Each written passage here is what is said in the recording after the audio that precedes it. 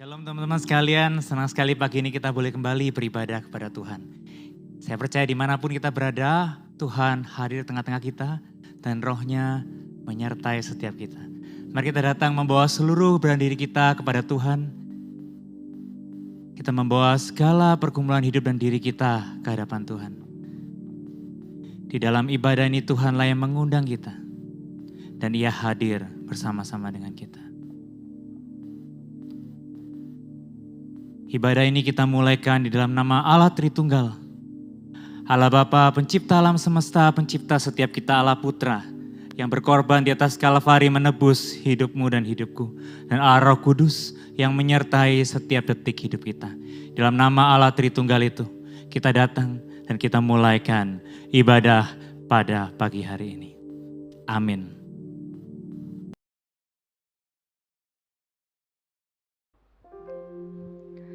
Teman-teman, bersyukur kalau pada hari ini kita bisa kembali beribadah walaupun di rumah masing-masing, tapi biarlah kita punya kerinduan yang sama untuk datang menyembah Tuhan dan mendengarkan firman Tuhan. Teman-teman, mari kita siapkan hati kita untuk memulai ibadah ini. Kita mau bawa pujian ini hanya bagi kemuliaannya.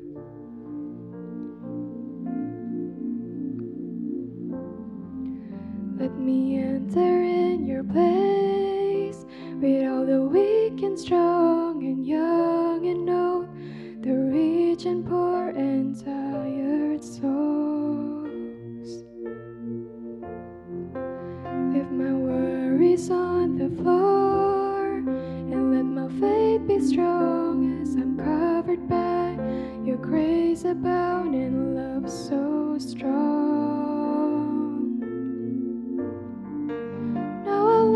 Down my life to honor and worship in this place,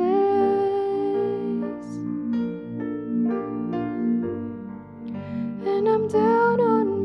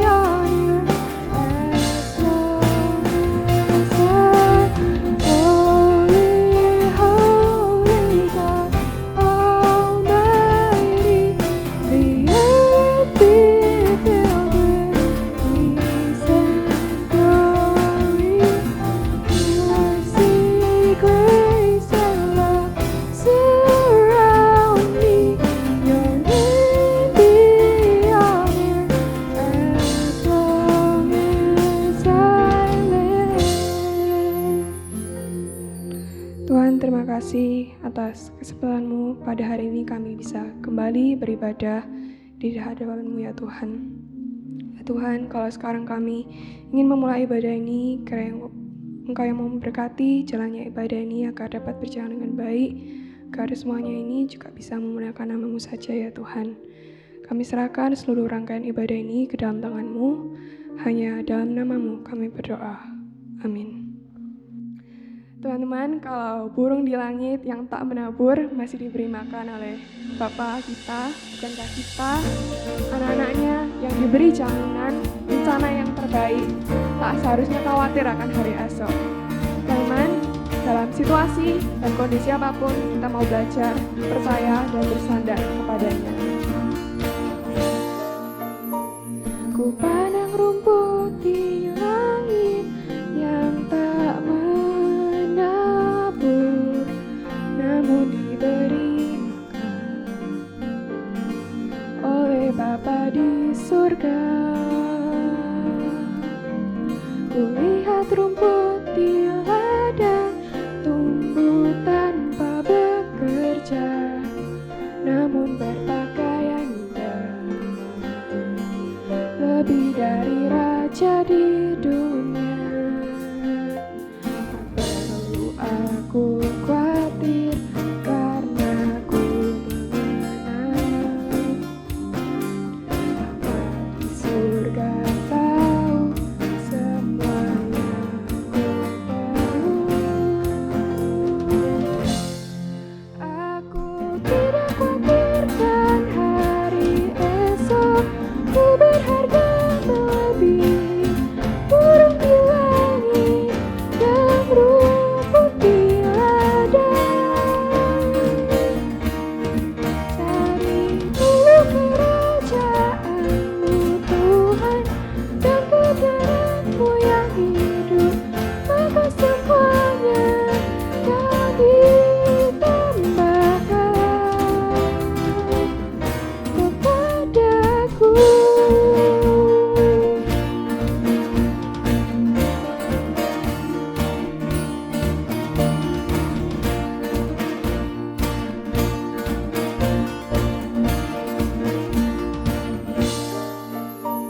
Kulihat rumput di ladang tumbuh tanpa bekerja, namun berpakaian indah, lebih dari raja di dunia. Tak perlu aku khawatir karena ku mengenal Bapa di surga, tahu semuanya ku perlu. Aku tidak khawatirkan hari esok, ku berharga melebihi burung di langit dan rumput di ladang. Ku cari dulu kerajaan-Mu Tuhan, dan kebenaran-Mu yang hidup, maka semuanya akan ditambahkan. Aku tidak khawatirkan hari esok, ku berharga melebihi burung di langit dan rumput di ladang. Ku cari dulu kerajaan-Mu Tuhan, dan kebenaran-Mu yang hidup, maka semuanya akan ditambahkan kepadaku.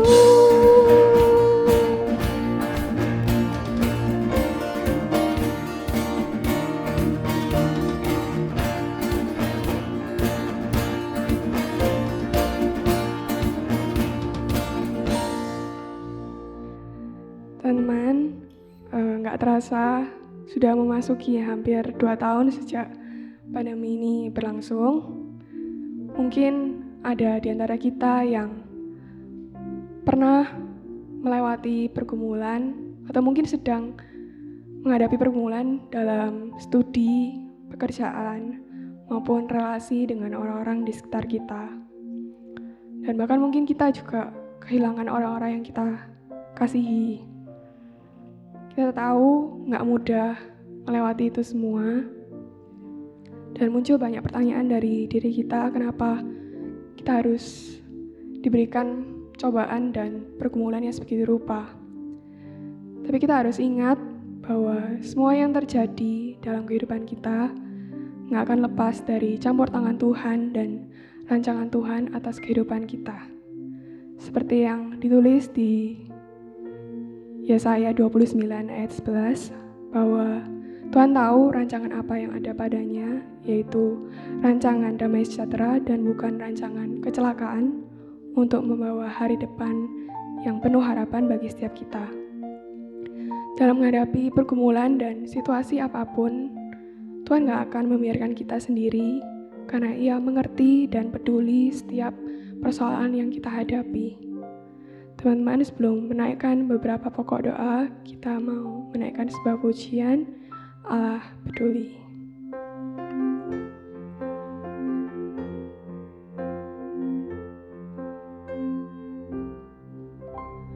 Banyak perkara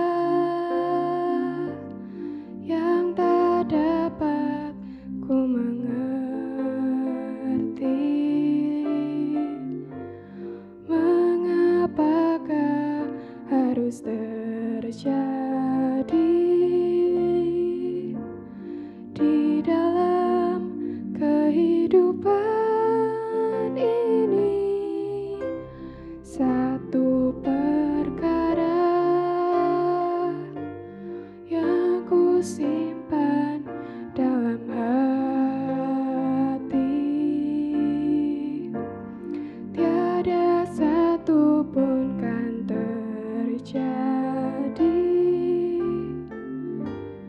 tanpa Allah peduli.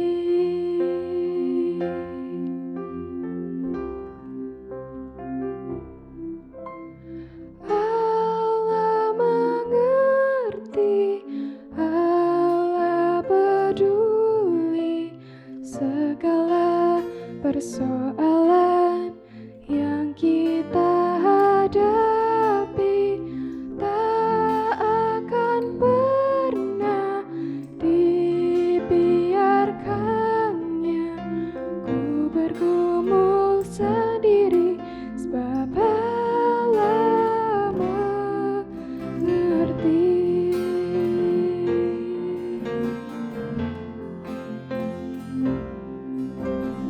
Banyak perkara yang tak dapat ku mengerti. Mengapakah harus terjadi di dalam kehidupan ini? Satu perkara yang ku simpan dalam hati, tiada satu pun kan terjadi tanpa Allah peduli.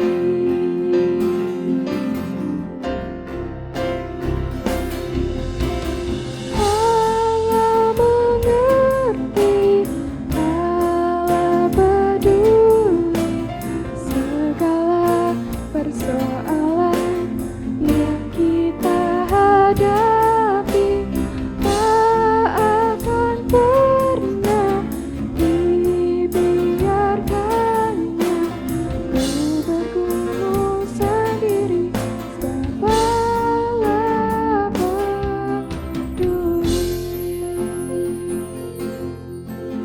Tak akan pernah dibiarkannya ku bergumul sendiri, sebab Allah peduli. Teman-teman, mari kita berdoa. Tuhan, kami mau mengucap syukur kalau pada hari ini kami bisa kembali beribadah di hadapan-Mu ya Tuhan setelah seminggu kami beraktivitas. Ya Tuhan, kalau sekarang ada di antara kami yang sedang menghadapi pergumulan dalam studi kami ya Tuhan, Engkau yang tolong berikan kami hikmat dalam menjalani studi kami, berikan kami semangat belajar yang tinggi, khususnya dalam masa pandemi sekarang ini ya Tuhan. Berikan kami juga integritas dalam menjalani masa-masa studi kami ya Tuhan. Tuhan, kalau ada di antara kami yang sedang menghadapi pergumulan dalam pekerjaan dan ekonomi, Kau yang tolong kiranya cukupkan dan berkati kami, karena kami percaya bahwa pertolongan-Mu akan datang tepat pada waktunya ya Tuhan. Juga untuk teman-teman kami yang harus kehilangan orang yang mereka kasihi karena pandemi ini, kiranya Engkau yang mau tolong berikan mereka kekuatan dalam menjalani hari-hari mereka, berikan mereka pengharapan yang baru setiap harinya agar mereka juga bisa menjadi berkat dimanapun mereka berada ya Tuhan. Ya Tuhan, kami juga mau berdoa bagi gereja dan komunitas kami ya Tuhan. Kau yang memberkati setiap hamba Tuhan, majelis, jemaat, dan para aktivis, kiranya Kau memberkati mereka, berikan mereka hati yang mau melayani-Mu, agar gereja ini juga bisa memuliakan nama-Mu saja dan menjadi berkat bagi orang-orang di sekitar kami ya Tuhan. Tak lupa kami juga mau berdoa bagi negara kami, Indonesia, karena Engkau yang mau memberkati khususnya dalam menghadapi pandemi ini, berikan pemimpin-pemimpin negara kami hikmat dan kekuatan dalam membuat keputusan-keputusan ya Tuhan, agar kiranya melalui kebijakan yang mereka buat juga bisa membawa Indonesia menjadi negara yang lebih baik dan pandemi ini juga bisa segera berakhir ya Tuhan. Tuhan, Engkau yang tahu kami ini terbatas ya Tuhan, tapi kiranya Engkau yang mau tutup bungkus kami dalam kuasa dan darah-Mu ya Tuhan. Kami mau serahkan semuanya ke dalam tangan-Mu, hanya dalam nama-Mu kami mau berdoa. Amin. Teman-teman, mungkin selama pandemi ini secara tidak sadar kita banyak mendukakan hati Tuhan melalui pikiran, perkataan, dan perbuatan kita. Tapi sekarang kita mau datang dengan segala kerendahan hati.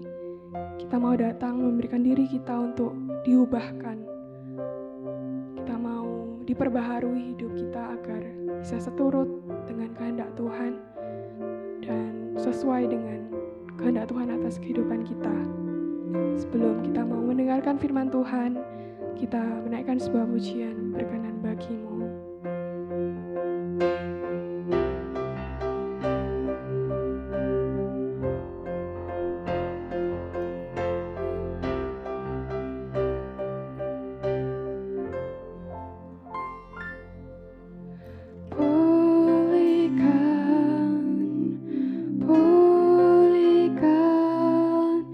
Hatiku dengan kasih-Mu, bentuklah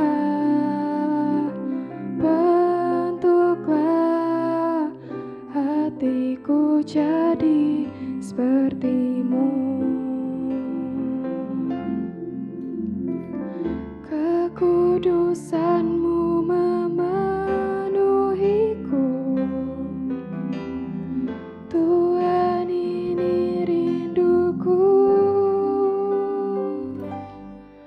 Ubah hatiku seperti hati-Mu. Kudus berkenan bagi-Mu. Bagaikan emas yang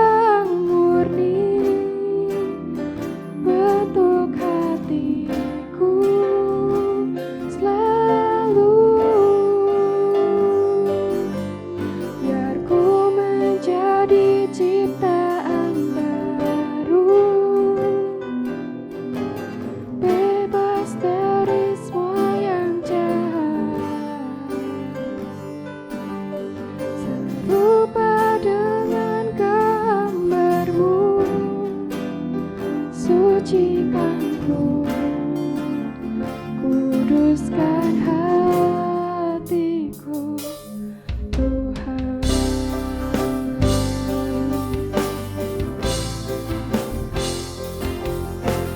Pulihkan setiap kami, ya Tuhan.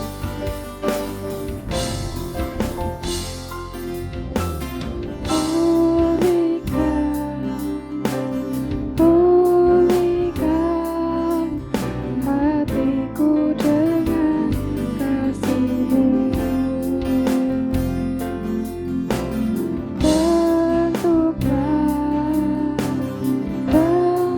Bentuklah hatiku jadi seperti-Mu. Kekudusan-Mu memenuhiku.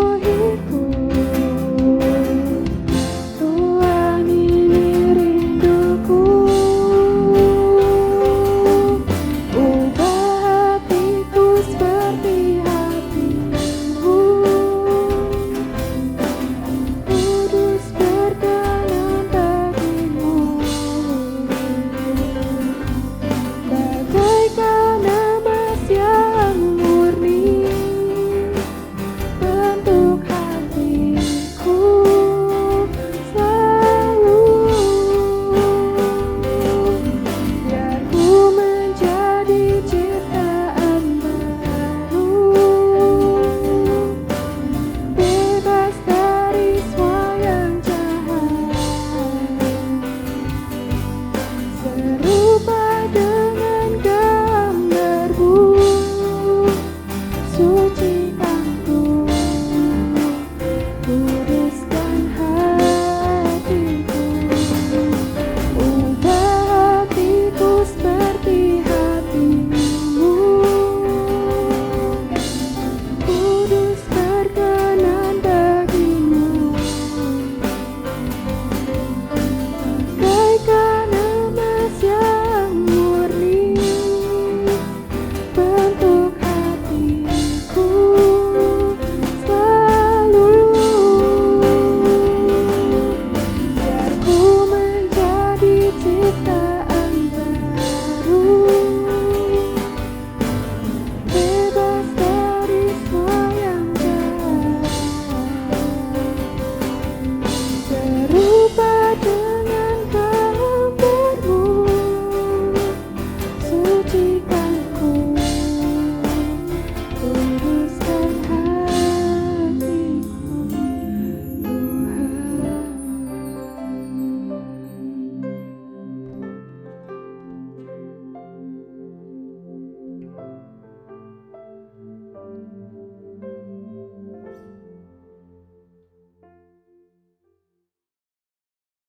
Shalom semuanya. Sungguh senang hari ini kita tetap boleh datang beribadah kepada Tuhan. Meskipun kondisi belum seperti yang kita harapkan. Tapi kita tetap bersyukur bagaimana kasih karunia Tuhan menopang, menolong hidup kita sampai dengan saat ini. Saya mengundang setiap kita boleh tundukkan kepala dan kita berdoa sebelum kita membaca dan merenungkan firman Tuhan. Bapa di sorga, terima kasih. Kalau kami boleh hidup sampai saat ini, kami percaya itu anugerah dari Tuhan. Dan Tuhan, kami rindu di tengah-tengah anugerah demi anugerah yang senantiasa Engkau berikan, Engkau tambahkan, selalu baru setiap pagi. Kami boleh juga meresponinya dengan tepat. Maka itu saat ini Tuhan, kami mau belajar firman-Mu. Kami mau mengarahkan hati dan pikiran kami untuk mengenal Engkau lebih dan lebih lagi. Supaya sungguh-sungguh hidup kami boleh diubahkan oleh Engkau sendiri. Tuhan, tolonglah setiap kami, hamba-Mu yang lemah dan terbatas ini, kiranya Engkau boleh pakai menjadi alat-Mu Tuhan, untuk menyatakan segala kebenaran Tuhan. Dan bekerjalah Tuhan ketika kami semua mendengarkan firman Tuhan ini, diuraikan dan disampaikan. Bekerjalah di dalam hati setiap kami, supaya sungguh-sungguh Tuhan, kami bukan cuma mendengar, tapi kami boleh memberikan respon tanggapan kami yang tepat, sebagaimana yang Tuhan inginkan. Terima kasih Tuhan, ini doa kami. Kami serahkan hidup kami seluruhnya di dalam nama Yesus Kristus Tuhan dan Juru Selamat kami. Amin. Rekan-rekanku, saya undang kita untuk memperhatikan satu bagian firman Tuhan. Yuk kita baca sama-sama satu ayat firman Tuhan yang dugaan saya mayoritas orang sudah menghafal. bagian firman Tuhan ini. Yang terambil dari kitab Roma, pasal 12, ayat yang kedua. Roma 12, ayat yang kedua. Nah, bagi kita yang sudah menghafal, saya tetap mengajak kita untuk boleh membuka Alkitab kita. Apalagi yang belum menghafal, saya tetap mendorong kita boleh membuka Alkitab kita. Tidak mengandalkan apa yang akan tertulis di dalam layar kaca rekan-rekanku, tapi mari kita menyimaknya di dalam Alkitab kita masing-masing. Roma 12 ayat yang kedua. Saya undang kita baca sama-sama yuk, dari tempat kita masing-masing. Roma 12 yang kedua, ayat kedua. 2, 3. Janganlah kamu menjadi serupa dengan dunia ini, tetapi berubahlah oleh pembaharuan budimu, sehingga kamu dapat membedakan manakah kehendak Allah, apa yang baik, yang berkenan kepada Allah, dan yang sempurna. Saya ulangi sekali lagi untuk kita semua. Janganlah kamu menjadi serupa dengan dunia ini, tetapi berubahlah oleh pembaharuan budimu, sehingga kamu dapat membedakan manakah kehendak Allah, apa yang baik, yang berkenan kepada Allah, dan yang sempurna. Rekan-rekanku, tema kita hari ini adalah The Power of Change, kuasa perubahan.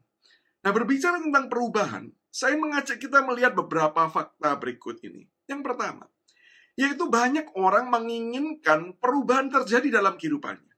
Banyak orang ingin berubah. Dan itu mungkin juga termasuk kita yang sedang mendengarkan akan renungan ini. Tetapi, dari sekian banyak orang yang ingin berubah, sedikit orang saja yang betul-betul mempersiapkan perubahan tersebut. Sebagai contohnya yaitu setiap kali kita menutup tahun dan memulai tahun yang baru. Bukankah kita seringkali ingin berubah? Bukan cuma sekedar kita ingin kondisi itu berubah, tetapi kita pun berharap kita juga mengalami pertumbuhan, progres menjadi orang yang lebih baik. Studinya menjadi lebih baik lagi, usahanya bisa dikerjakan dengan lebih sungguh lagi. Kita ingin perubahan-perubahan itu terjadi dalam hidup kita. Tetapi kalau kita ingat berapa banyak di antara kita yang bukan cuma sekedar mengharapkan, tapi betul-betul kita mencoba mempersiapkan. Bagaimana ya caranya supaya tahun depan ini studi saya betul-betul mengalami peningkatan? Bagaimana ya caranya ya supaya tahun depan ketika saya berjuang di dalam pekerjaan saya, hasilnya itu lebih terlihat dengan lebih baik lagi. Seringkali kita cuman mengucapkan wish, harapan, tanpa kita sungguh-sungguh mempersiapkan bagaimana perubahan itu bisa terjadi dalam kehidupan kita. Atau contoh yang mungkin lebih sehari-hari, bukan terjadi setahun sekali, yaitu ada banyak orang yang mau berubah, mau menjadi lebih komit baca Alkitab setiap hari, mau melakukan saat teduh. Bukankah saya percaya di gereja kita, itu hal yang ditekankan. Itu hal yang kemudian selalu diupayakan untuk terjadi dalam kehidupan kita. Tetapi seringkali komitmen atau keinginan kita untuk bisa bersaat teduh setiap hari itu bukankah tidak mudah untuk dieksekusi. Kita nggak punya strategi, kita nggak punya cara untuk mempersiapkan bagaimana supaya setiap hari saya bisa punya waktu yang khusus untuk saya berjumpa dengan Tuhan, menikmati Dia di dalam hadirat-Nya. Dan kemudian saya mengenal Dia, belajar lebih mengasihi Dia, lebih dan lebih lagi. Bukankah seringkali itu yang tidak kita persiapkan? Itulah fakta yang pertama. Sementara fakta yang kedua, yaitu orang-orang yang sudah mempersiapkan perubahan, itu belum tentu menghasilkan perubahan. Jadi jangankan orang-orang yang tidak mempersiapkan, bahkan yang sudah mempersiapkan pun belum tentu bisa mempunyai hasil. Belum tentu bisa berubah. Sebagai contoh, bukankah ketika seseorang sudah mempersiapkan, saya setiap kali bangun tidur nih, saya akan ambil waktu setengah jam sampai 1 jam untuk kemudian saya berdoa, saya membaca firman Tuhan. Saya tidak akan pegang handphone dulu, saya tidak akan kemudian lakukan aktivitas yang lain dulu. Saya komit nih, saya prepare. Saya bangunnya lebih pagi supaya apa? Supaya menghindari kemudian kesibukan, supaya menghindari keramaian suasana di dalam rumah. Kita sudah prepare berbagai macam strategi, tidur malamnya dipercepat dan lain sebagainya. Tapi kalau tanya berhasil tidak? Ya, saya yakin dan percaya jawabannya pasti ada yang berhasil. Tapi kalau ditanya apakah selalu berhasil? Bukankah jawabannya ya tidak. Padahal sudah dipersiapkan, tapi belum tentu membuahkan. Atau contoh yang lain yaitu ketika seseorang itu mempunyai kebiasaan-kebiasaan tertentu yang buruk. dan mau diubah. Sebut saja kebiasaan melihat pornografi. Ada begitu banyak orang yang terikat dengan pornografi dan mau berubah. Dan kalau ditanya, punya strategi enggak? Oh, punya strategi. Yaitu apa? Menghindari kemudian di tempat-tempat sendiri pakai alat. Walaupun sekarang rasanya itu kelihatannya sudah tidak relevan lagi ya. Semua orang melihat gawainya masing-masing di tempatnya masing-masing dan bisa jadi tidak peduli satu dengan yang lain. Atau kita punya strategi, misalnya adalah kita setiap kali mau membuka hal seperti itu, kita akan telepon teman KTB kita telepon pembina kita, untuk kemudian meminta mendoakan kita. Kita mencoba untuk kemudian tidak mengarahkan diri kita melihat hal tersebut. Ketika sudah waktunya kita sadar, ini nih waktunya di mana saya sering tergoda ini.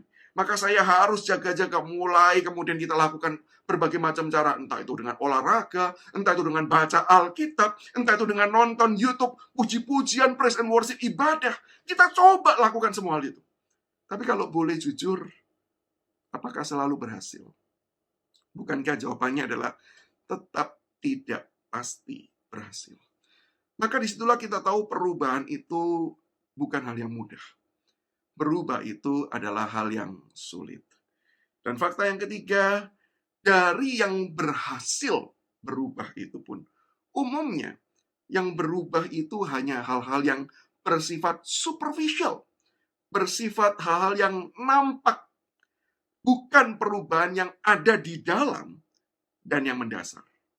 Ketika saya berbicara tentang hal-hal yang superficial, jangan pernah bayangkan itu cuma sekedar urusan pakaian yang bisa diganti kapanpun, atau itu bicara soal urusan mode rambut yang bisa diganti juga kapanpun.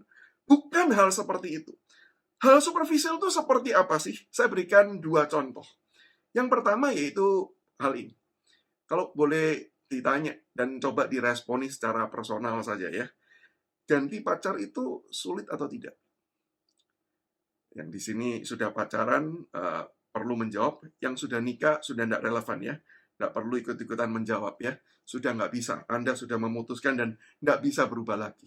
Yang belum menikah, ini kesempatan untuk memikirkan. Ganti pacar itu sulit atau tidak? Maka saya percaya jawabannya adalah, oh sulit lah. Kalau ada yang jawab mudah, saya percaya itu antara Anda halu, atau memang Anda ini tipe orang yang bisa dikatakan playboy, playgirl, ya, sehingga memang belum pernah sungguh-sungguh merasakan apa itu cinta. Wah, kalau saya bicara cinta kan kita semua bisa paham ya. Kalau orang sudah sungguh-sungguh pernah jatuh cinta, maka mengganti orang yang kita cintai itu tidak mudah. Maka itu alasan kenapa setiap kali putus cinta itu selalu menyakitkan. Tetapi bukankah kita juga mengakui bahwa itu bisa dilakukan? Bukan tidak bisa, bukan mustahil dilakukan. Walaupun sulit, tapi itu bisa dilakukan. Kenapa kok bisa dilakukan? Karena begini, pada umumnya ketika kita itu mencari pasangan, kita itu mencari pasangan yang sesuai dengan kriteria kita.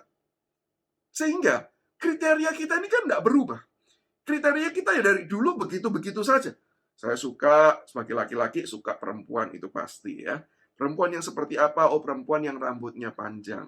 Perempuan yang lebih kurus daripada saya, gitu ya. Maka itu alasan kenapa saya berusaha tetap gemuk, gitu ya. Supaya kalau istri saya semakin gemuk pun, saya tetap merasa istri saya lebih kurus daripada saya, ya.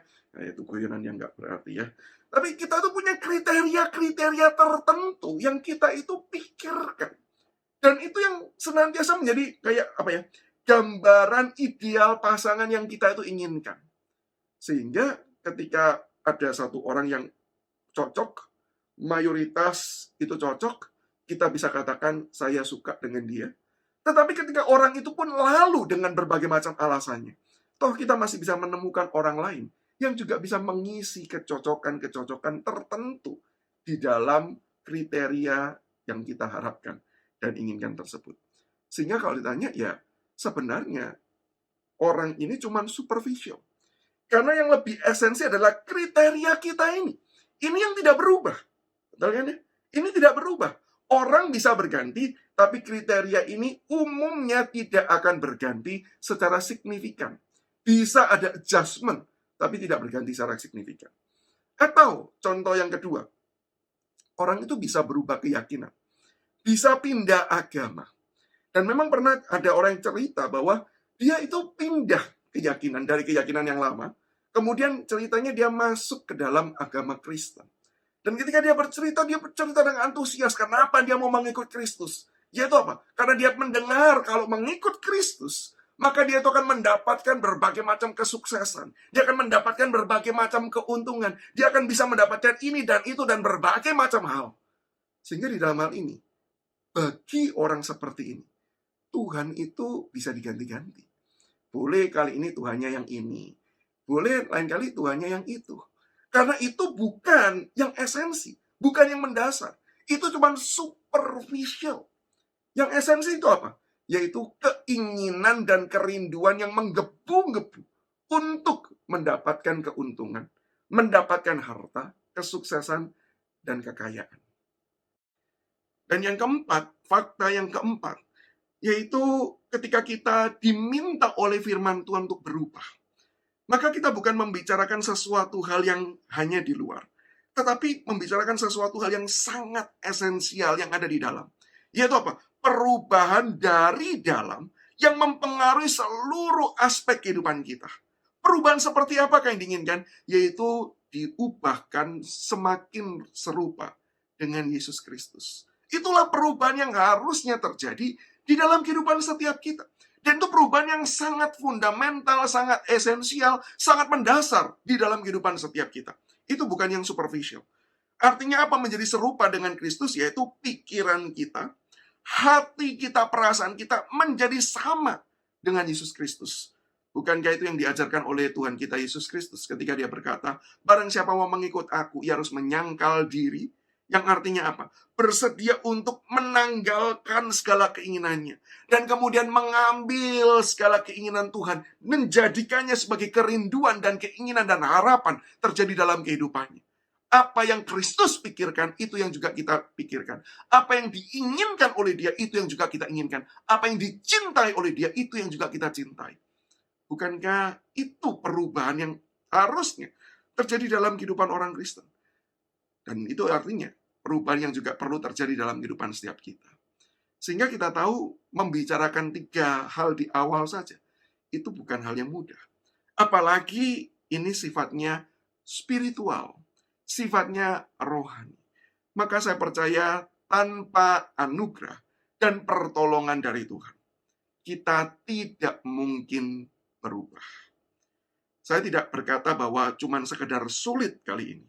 Yang tadi 3 di awal saya katakan itu sulit, tapi bisa. Tetapi di bagian yang keempat saya mau katakan, itu bukan sekedar sulit, itu mustahil untuk terjadi dalam kehidupan kita. Untuk bisa kita kerjakan dengan kekuatan kita sendiri. Atau dengan kata lain, kalau mau berkata terus terang dengan jujur, saya ingin mengatakan bahwa kita tidak mungkin berubah seperti yang firman Tuhan itu inginkan.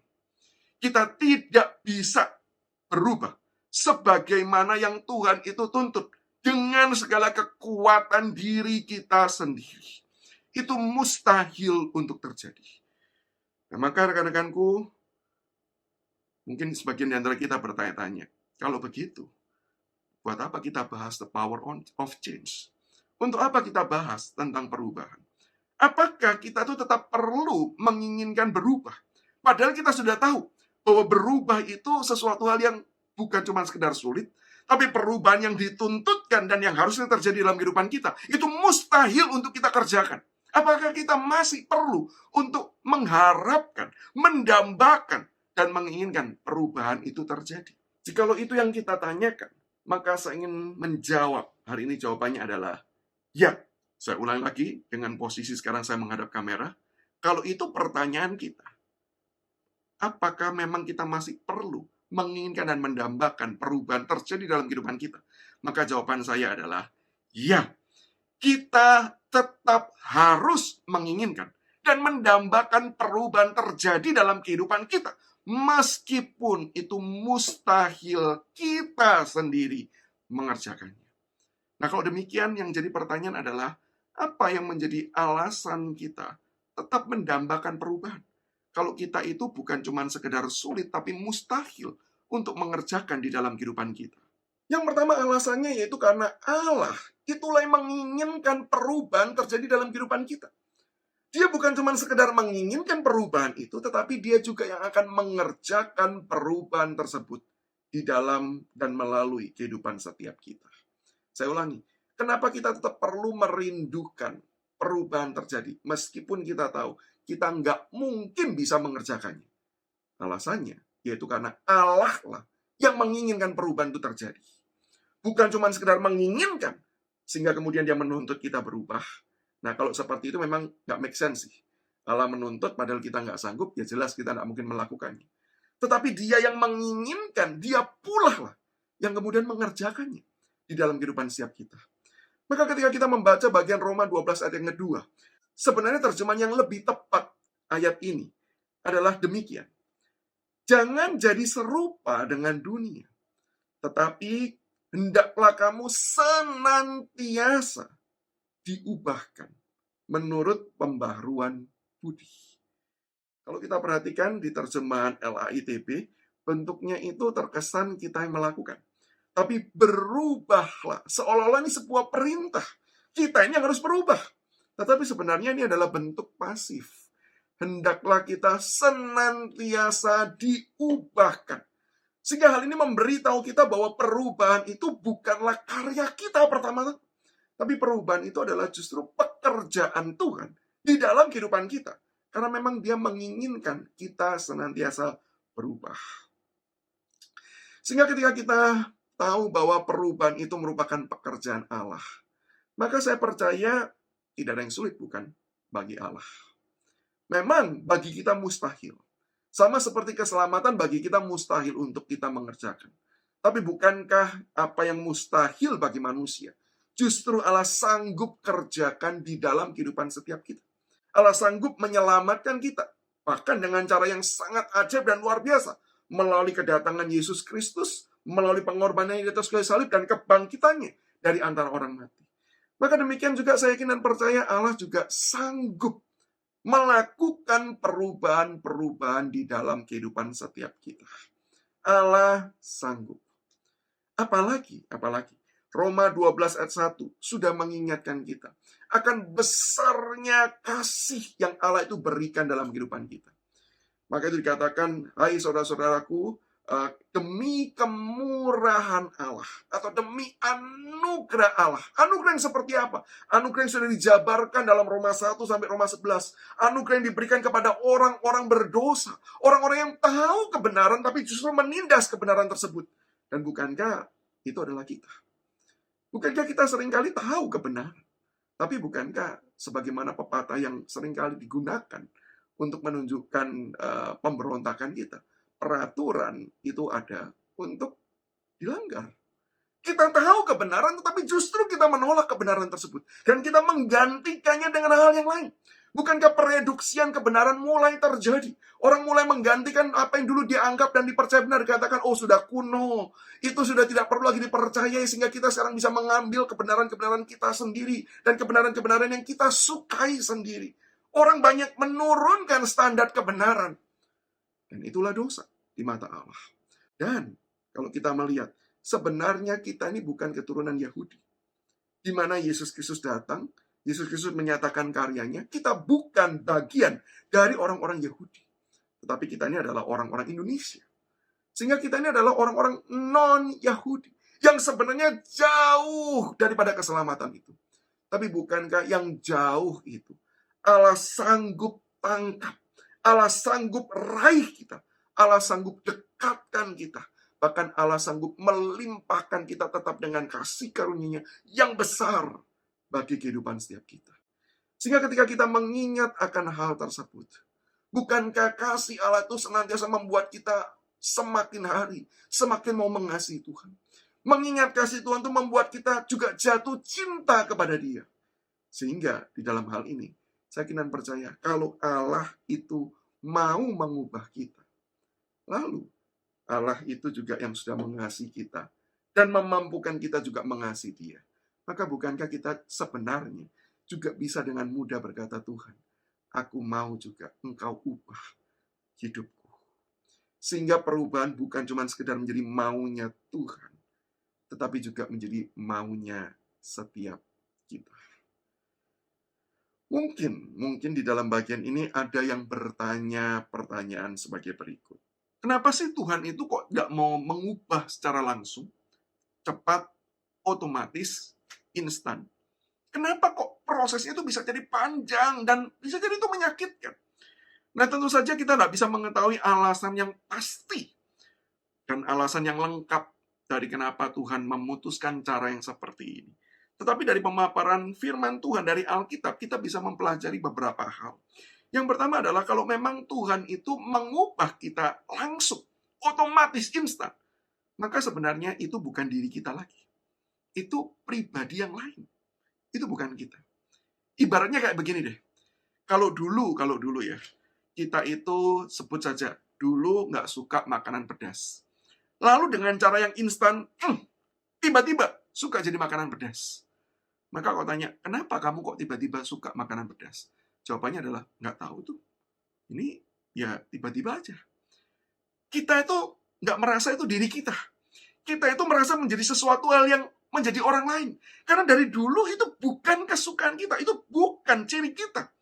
Sehingga kemudian kalau kita itu diubah secara instan, itu dengan kata lain Tuhan sebenarnya menjadikan kita pribadi atau sosok yang lain.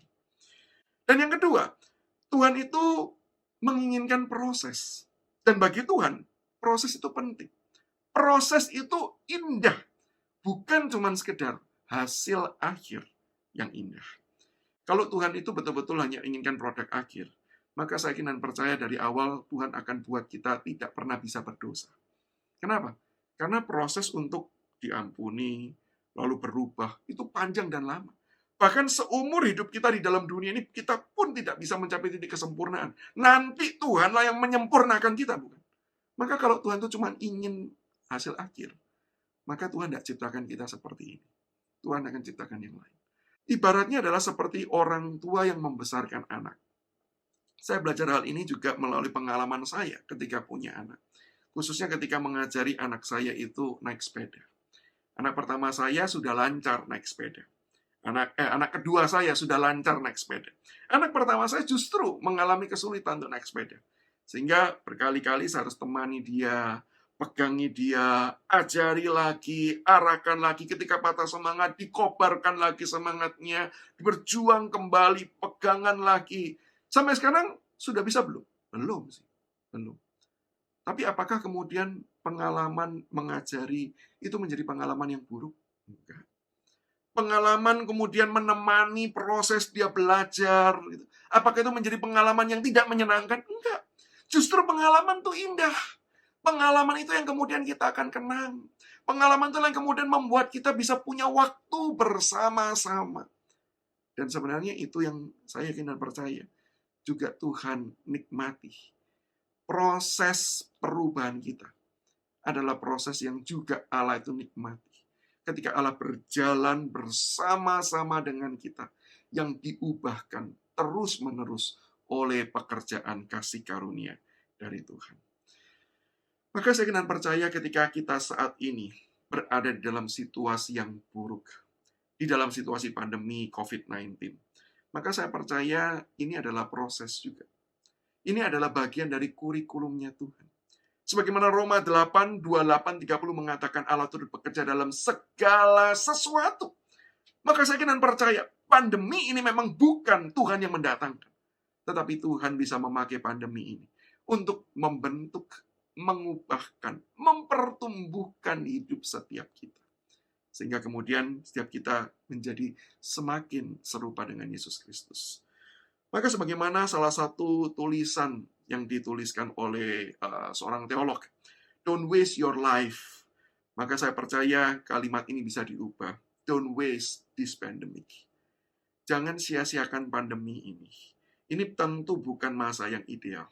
Tentu yang ideal adalah ketika segala sesuatunya itu sempurna, tidak ada lagi sakit penyakit, seperti yang dituliskan oleh kitab Wahyu. Dan yang nanti suatu hari akan kita jalani kehidupan seperti itu. Tetapi masa-masa ini, masa-masa berat ini adalah masa-masa di mana Tuhan juga berjalan bersama dengan kita. di mana Tuhan juga memakai segala sesuatunya ini untuk mengubahkan kehidupan kita. Dan disinilah harusnya masa-masa kita juga menikmati kebersamaan dengan Tuhan tersebut. Sehingga itulah alasan kenapa Tuhan tidak langsung ubah kita. Karena proses ini pun menyenangkan. Proses ini pun adalah proses yang Allah itu nikmati. Dan harusnya juga kita nikmati. Bukan karena kenyamanannya, tetapi karena kebersamaan dengan Allah yang bekerja terus-menerus mengubahkan kehidupan setiap kita. Dan yang kedua, kenapa kita itu tetap perlu merindukan perubahan? Meskipun kita tuh nggak sanggup untuk menghadirkan perubahan itu terjadi dalam kehidupan kita.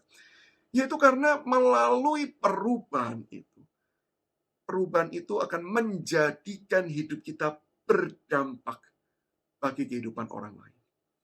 Perubahan itulah yang kemudian akan menjadikan hidup kita ini saluran berkat buat orang lain. Seringkali orang itu hidup di dalam dua ekstrim. Ekstrim yang pertama yaitu banyak orang itu berpikir hidup sempurna. Itu adalah hidup yang ideal, hidup yang diingin-inginkan. Tentu saja saya percaya hidup sempurna itu ideal. Nanti, kalau di dalam kondisi sekarang, hidup sempurna itu sebuah mimpi harapan yang indah. Tetapi kesempurnaan itu tidak berdampak atau bahkan tidak menolong orang menjadi pribadi yang lebih baik. Kesempurnaan itu cuma indah untuk dinikmati. Tetapi tidak akan berdampak apapun dalam kehidupan orang. Orang cuma melihat kita kalau hidupnya sempurna, berkata, aduh hidupnya sempurna banget ya. Lihatlah suami istri saling mencintai, anak-anak hidup rukun semuanya. Aduh indah, begitu lihat keluarga sendiri, aduh semuanya kenapa kacau gitu ya. Sehingga kemudian kita cuma bisa menikmati. Tetapi kemudian apa hubungannya hidup orang itu dengan hidup saya? Nothing. Nggak ada hubungan apa-apa. Sehingga bisa saya katakan kesempurnaan itu justru menimbulkan jarak yang jauh antara kita dengan orang lain. Betul nggak sih? Ketika kita melihat hidup orang itu semakin nampak sempurna, maka semakin kita merasa, oh jauh lah. Kalau dia dewa lah. Kita nih ketemu nih, selalu orang yang hidupnya itu, tidak pernah bergumul ketika membaca Alkitab, selalu rutin membaca Alkitab. Bahkan bukan cuma pagi malam, rutin setiap hari. Lalu kita bercermin dengan hidup kita. Kita aja bergumul 1 kali setiap hari, itu aja bergumul, dia ini 2 kali sehari. Bahkan ada yang 3 kali sehari, seperti minum obat. Gitu. Maka kita berkata bahwa, aduh hidupnya ini, sudahlah, dia ini sudah hampir sempurna. Siapakah kita ini? Ada jarak. Bukannya kemudian tidak ada jarak. Sama seperti kalau kita itu melihat diri kita dengan Tuhan. Bukankah kita selalu melihat ada jarak? Sehingga ketika orang dikatakan gini, sempurnalah kamu sama seperti Tuhan itu sempurna. Kita selalu berkata, ya jelaslah dia sempurna. Ya dia Tuhan. Tapi kita kan manusia. Jadi bagaimana mungkin kita bisa sempurna seperti dia? Bukankah dari situ kita mengakui bahwa ada jarak yang terjadi antara kita dengan Tuhan? Tapi rekan-rekanku kalau terkait dengan Tuhan, saya percaya memang ada jarak sih. Karena kita manusia dan dia Tuhan. Tapi yang lebih penting adalah jarak itu jarak yang sudah dijembatani oleh Kristus Yesus. Jarak itu bukanlah jarak yang kemudian tidak bisa ada solusi. Allah telah menjadi manusia, membuat jarak itu semakin pendek. Dia kemudian tinggal sama-sama seperti kita, dicobai sama seperti kita, tetapi dia bisa memenangkan pergumulan tersebut, bahkan sampai dia mati menanggung dosa kita, bangkit dari kematian, untuk apa? Menyertai kita dan menemani kita, memberikan kemenangan-kemenangan terjadi dalam kehidupan setiap kita. Sehingga memang selalu ada jarak. Tetapi jarak itu sudah dijembatani melalui Kristus yang menyertai, menuntun, memelihara, dan memberikan kemenangan demi kemenangan. Sementara kalau kita berbicara kita dengan sesama, kita ini bukan orang yang sempurna. Orang itu cuma bisa terlihat sempurna, tapi tidak pernah benar-benar sempurna. Beda dengan Tuhan. Tuhan itu sempurna, kita cuma terlihat sempurna. Sehingga ketika kita itu mau mencoba menjembatani hidup kita dengan hidup orang lain, maka satu hal yang terjadi. Ketidaksempurnaan kita akan terbongkar.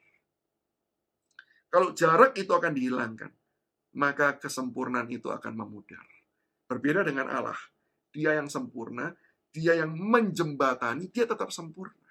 Kita tidak sempurna, terlihat sempurna, sehingga ketika kita berusaha dekat, berusaha masuk ke dalam hidup orang, orang pada akhirnya tahu siapa kita. Bukankah itu yang terjadi ketika seseorang dari berkenalan, lalu sama-sama jatuh cinta. Wah, segala sesuatu terlihat sempurna. Tapi begitu masa pacaran, mulai terlihat sebagian-sebagian. Tapi bagaimanapun tetap indah. Kenapa? Tetap mempesona. Tetapi sudah begitu menikah, tinggal serumah, tahu semua buruknya. Kenapa? Ya sudah, tidak ada lagi yang bisa ditutupi. Tidak ada lagi yang bisa disembunyikan. Karena jarak itu sudah tidak ada. Maka di dalam hal ini, ketika seseorang itu berusaha mengejar terlihat sempurna, maka selalu ada jarak. Dan itu artinya apa? Artinya orang tersebut tidak pernah bisa menjadi berkat bagi orang lain. Dia nggak bisa, karena ada jarak. Tetapi di ekstrim yang lain, ada orang yang justru tidak ingin tampil beda. Justru ingin tampil yang sama. Kenapa orang itu ingin sama? Ya karena kalau sama itu nggak ada rintangan. Kalau sama tidak ada resistensi, tidak ada pertegangan, tidak ada gesekan yang terjadi. Sehingga orang ya berpikir kalau kita semua itu bisa sama, ya hidup kita itu akan jauh lebih harmonis. Sehingga tidak heran orang-orang yang berusaha untuk mencari banyak persamaan ini, seringkali mau tidak mau harus mengkompromikan hal-hal tertentu di dalam kehidupannya. Untuk apa? Bisa menjembatani perbedaan-perbedaan yang memang sudah ada. Perbedaan-perbedaan yang harus diakui. Berusaha dijembatin, berusaha untuk dihilangkan dengan cara mengkompromikan hal-hal tertentu. Nah, ketika saya berkata mengkompromikan ini, belum tentu artinya negatif. Belum tentu. Karena kadang-kala kompromi itu memang diperlukan. Seperti ketika seseorang itu berelasi di dalam relasi suami istri. Maka mau tidak mau, dua orang yang berbeda, dari latar belakang yang berbeda, dengan cara pikir yang berbeda, pasti ada perbedaan-perbedaan yang terjadi. Dan ini perlu dijembatani. Maka kalau perbedaan-perbedaan ini adalah perbedaan yang non-prinsip, ya kita tentu harus mengkompromikan. Harus ada pihak yang belajar untuk berkata, oke, saya mau menerima, saya belajar untuk menerima, saya belajar untuk bisa menghargai apa yang kemudian kamu sukai atau apa yang menjadi kemudian keinginanmu tersebut. Nah, itu kompromi-kompromi yang dilakukan. Tapi sekali lagi, kompromi-kompromi seperti ini adalah kompromi-kompromi yang tepat untuk diberikan. Kalau hal-hal tersebut bukan hal-hal yang prinsip, bukan hal-hal yang fundamental, bukan hal yang esensial di dalam kehidupan manusia. Kalau seseorang itu bisa mengkompromikan sesuatu yang fundamental, prinsip tadi, maka sebenarnya bagi orang tersebut, hal itu bukan yang prinsip. Hal itu bukan yang utama. Hal itu bukan hal yang penting. Sebagai contoh, bukankah kita semua setuju bahwa iman kepercayaan kepada Tuhan itu merupakan hal yang prinsip, fundamental. Itu yang mempengaruhi kehidupan setiap kita. Itu yang menjadi jati diri setiap kita. Kita ini adalah orang-orang yang ditebus di dalam Yesus Kristus yang diampuni dengan kasih karunia-Nya. Sehingga kemudian diutus untuk kemudian menjadi berkat bagi sesama. Itu identitas kita. Itu tidak boleh dikompromikan. Sehingga kalau ada orang yang mau mengkompromikan imannya, maka sebenarnya hal itu memberitahu bahwa bagi orang tersebut, imannya itu bukan hal yang penting. Bukan hal yang fundamental dan esensial. Dan ketika orang itu hidup berusaha untuk mencari persamaan, maka orang-orang seperti ini jelas tidak akan menjadi berkat buat orang lain. Kenapa? Ya kan sama. Kalau sama ya tinggal kita nikmati saja kebersamaan ini. Tanpa ada perubahan, tanpa ada penyesuaian, tanpa ada ketegangan yang terjadi. Sehingga orang tidak belajar. Sehingga orang tidak akan berubah. Karena apa? Ya sama. Sementara perbedaan akan menolong orang untuk saling mengasah satu dengan yang lain. Sehingga di dalam hal ini, orang yang selalu mencari persamaan pun juga tidak bisa menjadi berkat bagi sesamanya. Dengan kondisi dua ekstrim ini, maka kita tidak dipanggil menjadi orang yang hidup di dalam dua ekstrim ini. Kita bukan dipanggil untuk terlihat sempurna, karena itu tetap akan menimbulkan jarak dan kita tidak akan memberkati orang. Kita juga bukan dipanggil menjadi serupa dengan dunia ini. Maka kenapa ayat kedua dimulai dengan berkata, jangan kamu menjadi serupa dengan dunia ini. Karena kalau sudah serupa, ya orang tidak bisa berdampak apapun bagi hidup sesamanya. Tapi kita dipanggil justru untuk mau terus-menerus berubah. Ada progres yang terjadi. Kita menyadari kita bukan sempurna, tapi kita terus-menerus diubahkan. Dan hidup seperti ini adalah hidup yang kemudian akan berdampak, menjadi berkat bagi orang lain. Kenapa bisa demikian? Karena yang pertama, ketika orang itu melihat hidup kita itu lemah. Kalau berubah itu kan berarti dimulai dari yang kurang menjadi lebih baik. Maka ketika orang itu awalnya melihat kelemahan, kekurangan, keterbatasan kehidupan kita, hal itu menjadi jembatan untuk orang lain bisa dekat dengan kita dan berkata, kamu lemah ya? Sama, aku juga lemah. Itu titik persamaan kita dengan orang lain. Kita bisa berkata, saya juga lemah. Mungkin bukan di area yang kamu lemah, tapi di area yang lain. Tapi kita sama-sama orang yang lemah. Kita sama-sama orang berdosa. Dan persamaan ini mendekatkan orang-orang itu kepada kita. Tetapi tidak boleh di situ. Karena perubahan bukan cuma sekedar mengumbar kelemahan. Tetapi menunjukkan bahwa saya lemah, tapi saya juga kemudian diproses dan berubah. Dan ketika perubahan itu terjadi, karena anugerah dan karya Allah terjadi dalam kehidupan setiap kita, maka itu bukan lagi mendekatkan orang-orang luar itu kepada kita, tapi mendekatkan mereka kepada Kristus yang mengubahkan kehidupan kita. Izinkan saya mengulangi ya, keterbatasan kita. Karena kalau bertumbuh, berubah, itu kan dimulai dari kelemahan. Kelemahan kita yang dilihat orang, membuat mereka mau dekat dan berkata, sama-sama lemah ya, sama-sama terbatas dan berdosa. Tetapi ketika kita lemah, tapi kita berubah, kita lemah, tapi kita bertumbuh, maka hal itu mendekatkan orang-orang ini kepada Kristus yang mengubahkan kehidupan kita. Rekan-rekanku, saya pernah mendengar kesaksian dari seorang rekan yang menceritakan bagaimana ada seorang jemaatnya yang dulunya adalah seorang yang mabuk-mabukan, seorang yang main kasar kepada keluarganya. Dia sudah menikah, seringkali main pukul, main tangan, main kaki pada istrinya. Dan itu sudah terjadi bertahun-tahun dalam pernikahan mereka. Sampai kemudian satu hari pria ini bertobat. Pria ini mengenal Kristus Yesus. Dan pria ini kemudian punya hidup yang mau diserahkan kepada Tuhan untuk diubahkan. Dia berkata, Tuhan tolong ubahkan saya. Dan di dalam proses kehidupannya, dia belajar terus-menerus firman Tuhan. Mau belajar untuk menyediakan dirinya diubahkan oleh Tuhan. Tapi rekan-rekanku, ketika dia bertobat, istrinya tidak percaya orang ini sungguh-sungguh bertobat. Maka yang terjadi adalah orang ini justru seringkali dibully oleh istrinya. Ketika orang ini mulai rajin baca Alkitab, maka istrinya mulai sering berkata, buat apa kamu baca Alkitab? Alkitabmu tidak akan mengubah kamu jadi orang baik. Ketika dia berdoa kepada Tuhan dengan suaranya, Bapa di surga, lalu istrinya menjawab, ya anakku, mau minta apa lagi kamu? Wah, suaminya ini dipancing dengan berbagai macam cara.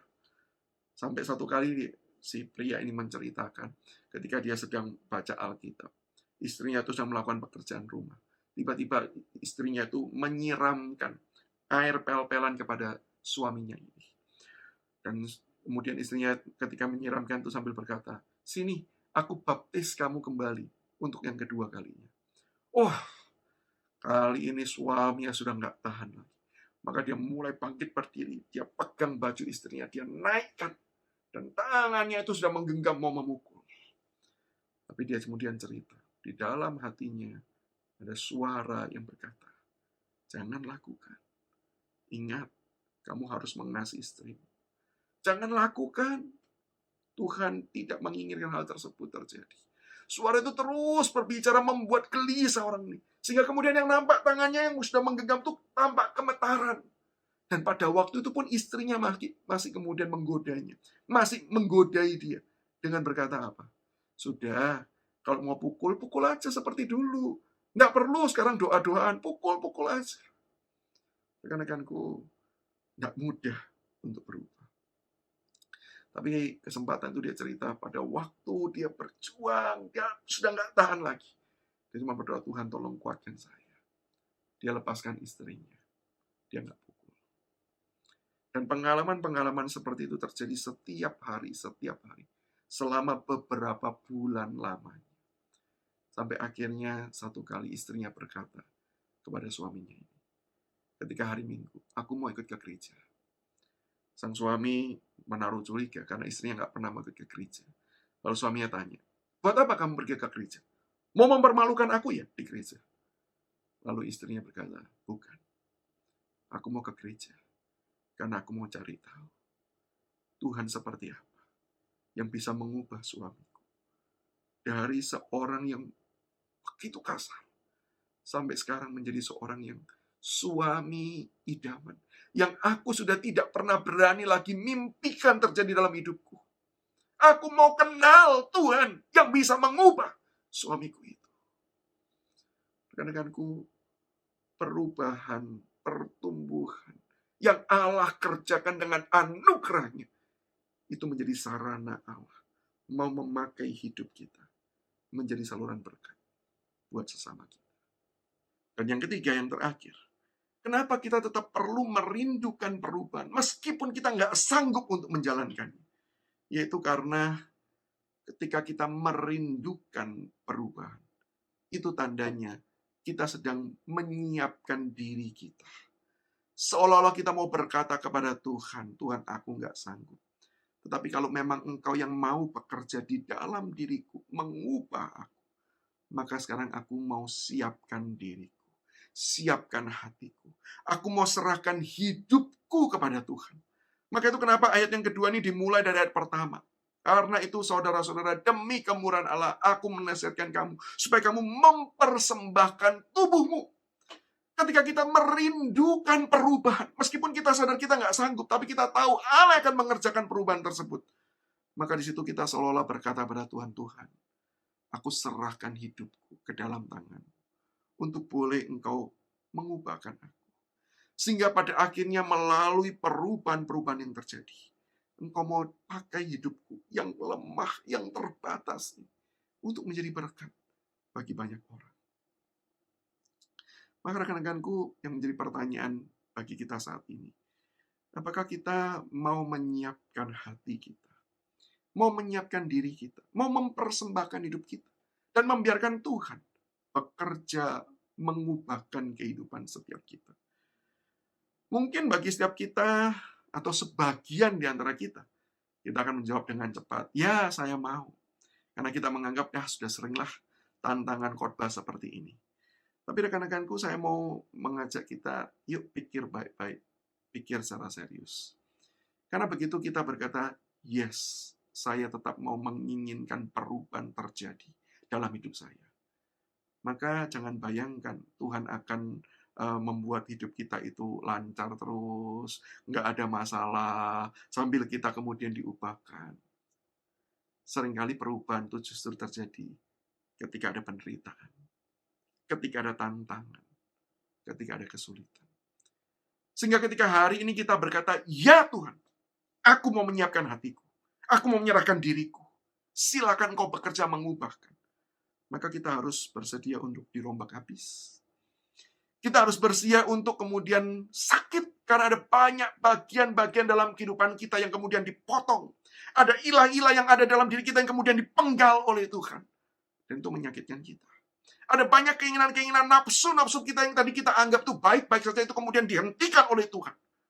Supaya dia mengubahkan hidup kita. Dan itu artinya kondisi yang tidak nyaman. Bisa jadi kita akan memasuki sebuah masa-masa kehidupan yang tidak kita pernah dambakan dan tidak pernah kita inginkan. Mungkin kalau sampai di sini orang berkata, ini pengkhotbah kok nakut-nakutin ya? Kan harusnya mendorong nih supaya mau berubah.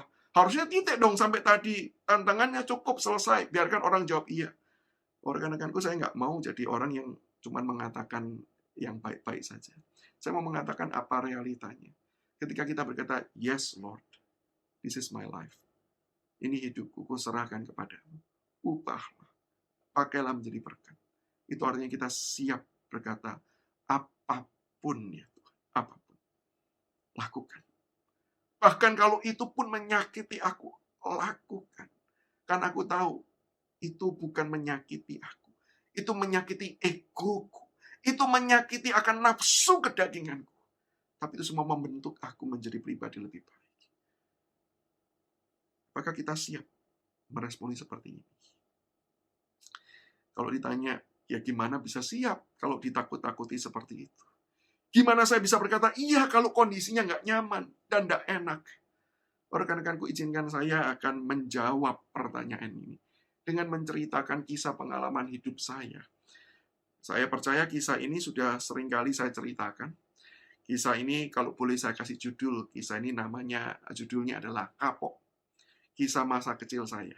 Nah, kalau rekan-rekanku sudah pernah mendengarkan kisah ini, semoga nggak kapok mendengarkannya lagi ya. Nah, saya pada waktu kecil dulu setiap kali selesai pulang gereja, gitu ya, hal yang paling saya inginkan adalah ketika orang tua saya itu mengajak saya pergi ke Pasar Atom. Yuk pergi ke Pasar Atom belanja. Saya pasti akan berkata, ya, saya tidak akan menolak. Dan dulu itu rasanya satu-satunya tempat hiburan, di mana saya bisa cuci mata. Belum tentu belanja, tapi bisa cuci mata. Maka setiap kali sudah diajak, sebelum berangkat, orang tua saya selalu memberikan 2 aturan. Yang pertama, harus selalu digandeng. Nggak boleh jalan sendiri. Nanti kalau jalan sendiri, hilang, kapok. Nah, itu dari situlah judul cerita itu saya buat ya. Itu kata-kata yang diulang. Harus gandeng ya. Nanti kalau digandeng, hilang, kapok. Nah, yang kedua, orang tua saya selalu berkata, nggak boleh beli-beli apapun. Nggak boleh minta-minta. Kamu cuma pergi, ikut saja, lihat saja. Nggak boleh minta apapun. Maka ketika tanya, mau nggak menuruti? Saya selalu jawab, mau. Supaya apa? Demi bisa pergi. Kalau saya jawab tidak mau, pasti saya nggak boleh ikut pergi. Maka singkat cerita, setiap kali saya selalu pergi diajak. Dan setiap kali turun dari becak, ya, karena dulu nggak punya mobil, naiknya becak, gitu ya, selalu turun langsung tangan saya digandeng. Gandeng pergi ke tempat-tempat yang jujur saya mau katakan, saya tidak pernah menikmati. Kenapa? Ya namanya pergi sama orang tua, dan biasanya mengajak saya itu adalah mama saya.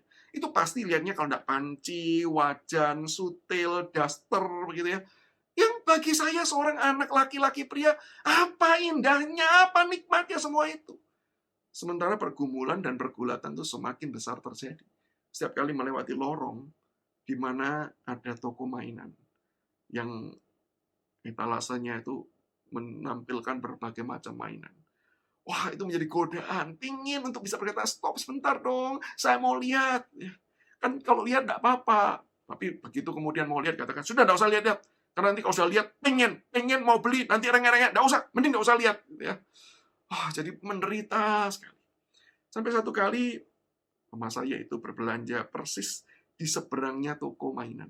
Sebelahnya toko mainan yang jual mainan-mainan ya. Dan dia belanja di seberangnya ini. Maka kemudian karena dia pilih-pilih barang, tangannya melepaskan saya, tapi dengan peringatan. Jangan kemana-mana. Nanti kalau pergi kemana-mana, hilang, kapok. Nah, itu diulangi lagi. Sampai saya hafal. Gitu ya. Maka saya diam di sana, tapi saya lihat ke toko seberang. Berbagai macam mainannya. Dan saya mulai mencoba untuk bergeser pelan-pelan, mendekat ke arah toko mainan tersebut. Supaya nggak ketahuan, saya pelan-pelan gesernya. Sampai betul-betul ada di depan toko tersebut, melihat berbagai macam mainan-mainan itu, dan menikmati. Cuci mata aja menikmati, senang lihat mainan, gitu ya. Ada yang baru-baru, menarik, gitu ya. Menikmati. Pertama-tama sambil melihat mainan, sambil saya jaga-jaga. Melihat orang tua saya masih ada atau tidak. Oh, masih ada, aman. Teruskan lagi, lihat lagi. Lihat mainan, lihat orang tua lagi, masih ada. Sampai satu waktu, ketika saya melihat mainan, saya noleh mencari orang tua saya. Hilang. Pada waktu itu, saya langsung tinggalkan toko itu, saya nyebrang. Saya mulai panggil, Ma. Saya pikir dia cuma tukar posisi. Tapi betul-betul tidak ada. Nampaknya mama saya pada waktu itu juga lupa kalau ngajak saya pergi. Saking nikmatnya berbelanja itu. Dan disitulah mulai saya takut. Saya mulai menangis. Ma, saya cari keliling-keliling. Nggak menemukan. Orang-orang di sekitar mulai berkata, ayo sini ikut. Kita pergi ke sana. Saya nggak mau karena saya takut diculik. Saya cuma teriak, nangis, Ma. Saya nggak tahu berapa lama. Sampai akhirnya di tengah-tengah hiruk pikuk, bayangkan ya. Ini semua pasti tahu Pasratum ya. Hiruk pikuk Pasratum itu. Telinga saya itu tiba-tiba mendengar ada nama yang memanggil saya. Samuel! Dan saya berani jamin itu bukan suara Tuhan. Sehingga kemudian saya tidak perlu berkata, ya Tuhan berbicaralah. Hamba-Mu siap mendengar. Karena saya tahu itu bukan suara Tuhan. Itu suara mama saya. Maka begitu mendengar suara itu saya berkata, Mama, Samuel, Mama. Maka kemudian yang terjadi saya berusaha menemukan di antara kerumunan banyak orang itu mana mama saya. Dan begitu melihat dari kejauhan, saya lari. Saya peluk mama saya. Wah, ketika peluk itu rasanya lega sekali. Kemudian saya peluk kaki mama saya. Kemudian saya lihat. Mama saya nggak peluk saya. Mama saya cuma lihatin saya. Sambil kemudian berkata, kapok. Dan memang betul-betul kapok sih. Betul-betul kapok. Dan setelah itu apa yang terjadi? Setelah itu saya lah yang mengulurkan tangan saya. Untuk digandeng oleh mama saya. Kemana? Ya, kemanapun. Jadi enjoy enggak menikmati semua toko yang dikunjungi oleh orang tua saya? Enggak sih. Enggak enjoy. Tetap setiap kali ada toko mainan, godaan besar untuk stop, untuk lihat. Tapi saya enggak pernah lagi mau melepaskan genggaman itu. Bukan karena hidup saya nyaman. Saya tetap tidak nyaman. Tapi karena saya tahu, di dalam genggamannya, saya aman. Pengalaman itu mengajar saya. Ketika kita berkata, Tuhan, ini aku. Peganglah. Ubahlah. Bentuklah seperti yang Engkau inginkan. Maka bisa jadi kita akan berjalan. Di jalan yang kita nggak sukai. Di jalan yang berat. Di jalan yang begitu mungkin bagi kita ini menyusahkan. Tapi saya yakin dan percaya. Kalau kita betul-betul berjalan bersama dengan Tuhan. Mungkin tidak nyaman. Tapi kita aman. Dan semuanya itu akan membawa hidup kita menjadi pribadi yang lebih baik. Dan pribadi yang akan dipakai menjadi berkat bagi sesama kita. Yuk, kita tundukkan kepala. Kita berdoa. Rekan-rekanku, saya memberikan waktu sejenak kepada setiap kita untuk meresponi firman Tuhan. Siapkah kita untuk menyerahkan diri kita, diubahkan oleh Tuhan, supaya hidup kita bisa menjadi berkat bagi sesama kita. Kalau ada di antara kita yang masih takut, karena bisa jadi penyerahan diri kita itu akan membawa hidup kita ke jalan yang kita tidak nikmati dan sukai. Berdoalah dan katakan kepada Tuhan, Tuhan, aku masih takut. Tuhan tolong aku. Tapi hari ini kalau kita diingatkan akan kasih setia Tuhan, yang sudah begitu besar bahkan rela mati menanggung dosa setiap kita. Kasih Allah yang tidak pernah meninggalkan kita sekalipun, meskipun ada di dalam lembah-lembah kekelaman, kita akan berjalan bersama dengan Tuhan. Dan disitulah kita bisa percaya kepada pimpinannya yang tidak bersalah. Maka responilah, Tuhan, inilah aku. Aku serahkan diriku. Aku serahkan hidupku. Ubahkanlah. Pakailah dan jadikanlah aku berkat bagi sesama.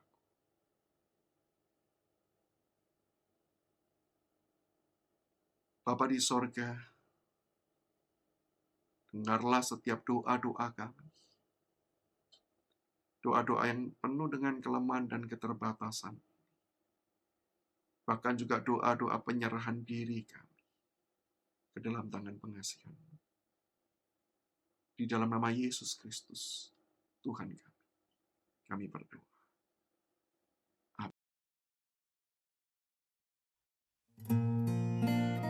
Shalom, Bapak Ibu, Saudara sekalian yang dikasihi Tuhan. Kami sungguh bersyukur kepada Tuhan dan berterima kasih kepada jemaat GKA Gloria sekalian yang masih terus setia mendoakan dan mendukung pelayanan misi gereja kita. Sehingga semua program misi yang esensial masih tetap boleh berjalan walaupun ada beberapa yang terpaksa harus dipangkas. Kami percaya Tuhan senantiasa mengaruniakan anugerah-Nya yang berlimpah kepada jemaat GKA Gloria, agar menjadi seperti firman Tuhan katakan di 2 Korintus pasal 8, yaitu jemaat Makedonia yang walaupun dalam keadaan yang sulit dan berkekurangan, tetapi penuh dengan sukacita dan kaya dalam kemurahan hati. Pada bulan misi tahun ini, kami kembali mengajak jemaat GKA Gloria untuk berpartisipasi dalam mendukung pelayanan misi yang Tuhan percayakan kepada kita melalui persembahan komitmen misi. Adapun persembahan komitmen misi kali ini bisa dilakukan dengan 2 cara pengisian kartu komitmen misi, yaitu melalui online atau melalui offline atau cetakan. Nah, melalui online, jemaat akan mendapatkan link kartu komitmen misi yang akan dikirim melalui WhatsApp.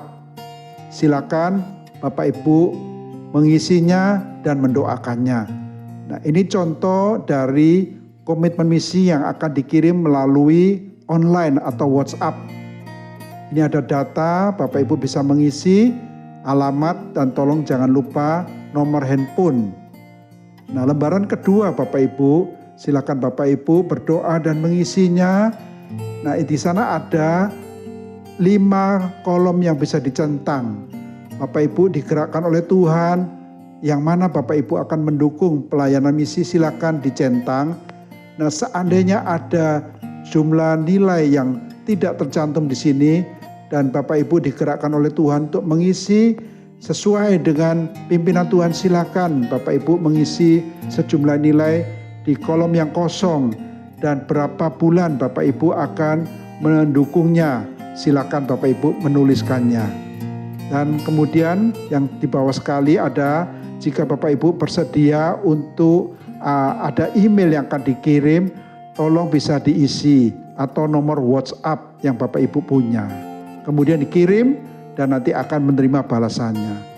Lalu yang kedua, secara offline seperti biasa tahun-tahun yang lalu, Bapak Ibu akan mendapatkan kartu komitmen misi yang akan dikirim melalui kurir pada akhir bulan Agustus ini. Nah, bagi jemaat yang belum menerimanya, bisa tolong menghubungi kantor TU atau kantor misi gereja pada hari dan jam kerja. Nah, ini kartu yang biasanya kita kirimkan kepada jemaat sekalian, ini yang melalui pakai offline.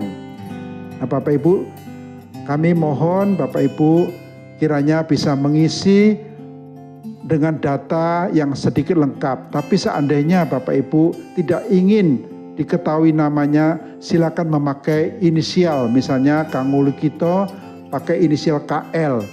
Nah, tolong Bapak Ibu jangan menulis dengan NN karena nanti akan banyak NN dan kami tidak tahu itu yang mana. Nah, kami akan tetap merahasiakan setiap data yang kami terima. Nah, Bapak Ibu, tolong mengisi kartu komitmen misi ini hanya satu macam saja. Apakah itu melalui kartu komitmen misi online atau kartu komitmen misi offline. Nah, sekian Bapak Ibu sekalian pengumuman dari kami. Kiranya Tuhan memberkati Bapak Ibu sekalian. Amin. Ketentuan pemilihan Majelis GKA Gloria adalah sebagai berikut. Pertama, adalah anggota jemaat GKA Gloria, yaitu mereka yang telah dibaptis dewasa atau CD, atau mereka yang telah atestasi masuk dari gereja lain, atau yang telah beribadah selama 2 tahun di GKA Gloria. Kedua, sebelum Anda melakukan pemilihan, isilah terlebih dahulu data Anda pada kolom pemilihan yang telah tersedia.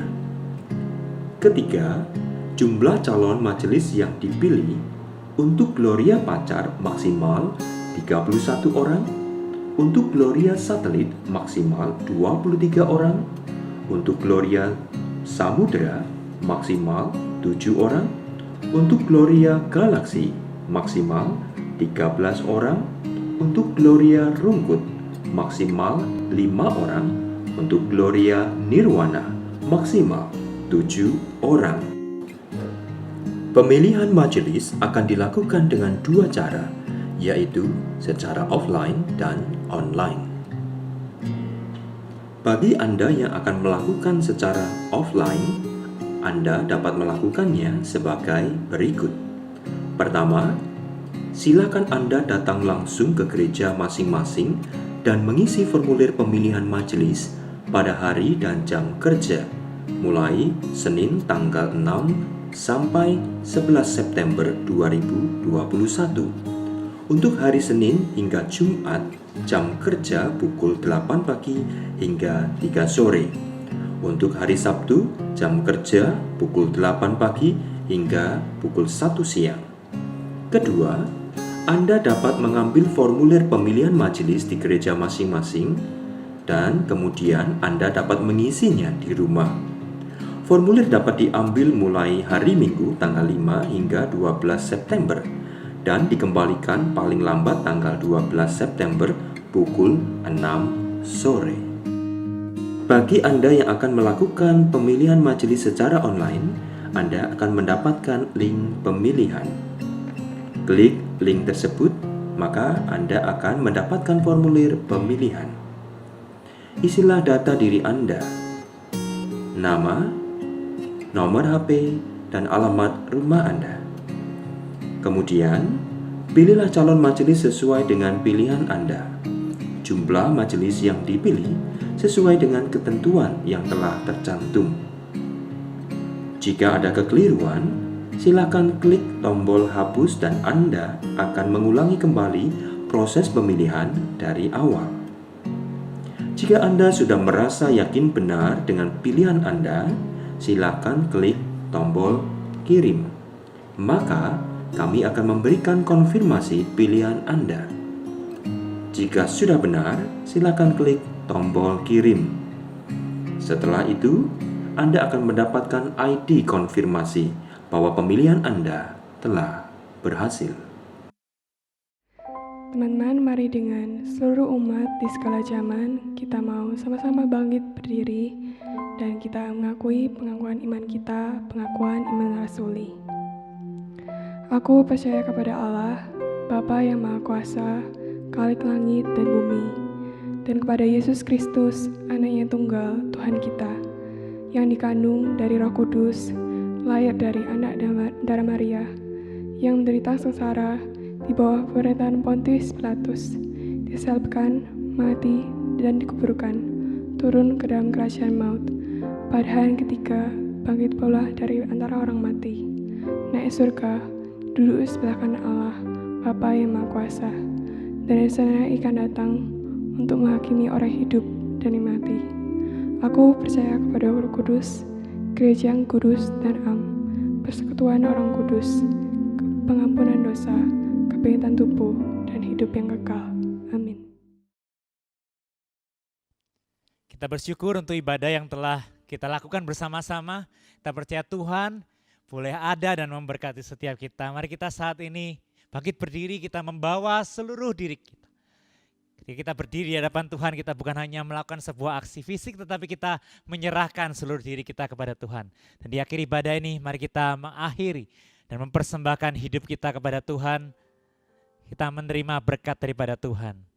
Ya Tuhan, inilah hidup kami Tuhan, anak-anak muda yang telah Engkau tebus, biar kami bersinar bagi Tuhan, kami hidup bagi Tuhan. Kami juga mengalami berbagai macam pergumulan sama seperti orang-orang yang lain Tuhan. Tapi kami dimampukan berkemenangan oleh karena Allah Roh Kudus yang senantiasa memegang hidup kami, yang memegang tangan kami, yang berjalan bersama dengan kami. Dan anugerah-Mu Tuhan Engkau curahkan dengan limpah di dalam hidup setiap kami setiap hari. Di dalam anugerah-Mu itulah kami saat ini berdiri dan kami mohonkan berkat daripada-Mu Tuhan. Biarlah berkat-Mu Tuhan mampukan kami hidup bagi Engkau, hidup bagi kemuliaan-Mu. Kami membawa hati kami, mengarahkan hati kami dan menerima berkat-Mu. Kiranya Tuhan memberkati Engkau dan melindungi Engkau. Tuhan menyinari Engkau dengan wajah-Nya dan memberi Engkau kasih karunia. Tuhan menghadapkan wajah-Nya kepadamu dan memberi Engkau damai sejahtera yang melampaui segala akal mulai saat ini sampai selama-lamanya. Amin. Demikianlah ibadah kita hari ini. Tuhan Yesus memberkati kita sekalian. Hiduplah bagi kemuliaan Tuhan.